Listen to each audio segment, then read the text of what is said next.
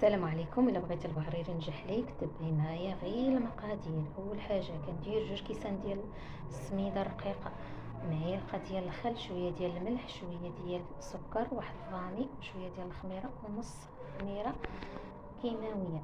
من بعد كنضيف الماء دافي تقريبا. الى درت 2 كيسان ديال السميد نص كاس ديال الدقيق، كندير كاس ونص ديال الماء فقط. هادو هما المقادير اللي كندير. كنخلط الخليط كلشي في الطراب الكهربائي حتى كيتخلط. كنخليه واحد 2 دقائق يرتاح، ومن بعد كنطيبو. بالنسبه للطياب البنات راه مهم.